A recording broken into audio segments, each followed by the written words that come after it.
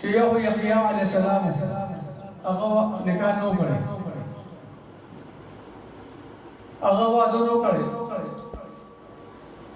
هغه باندې استغراق دا غالب و. استغراق دې ته وایي چې د خدای په عبادت کې غرق شي، په ځان نه پوهېږي بیا. نو دې وجې نه هغې نکاح نه کوله چې ما له څوک ورته څه کمی ونه شي. ځکه بیا چې واده وکړي بیا به پوره حقونه ته ادا کړې. نو هغې واده دې وجې نه وکړی یحیی علیه السلام. دویم پیغمبر عیسی علیه السلام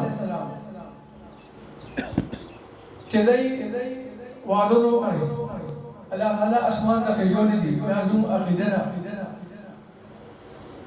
بیا اسمان ته راکوزېږي، دجال به مړی، واده به هم کوي، او بیا به نبي علیه السلام سره خوا کې قبر کې ښخېږي. د هغې خو به واده کوي بیا چې کله راکوز شي. نورو ټولو پیغمبرانو نکاح کړو، نو دا څه اوسنۍ خبره نه ده چې موږ واده دی. دا نکاح د هغه زمانې شروع ده.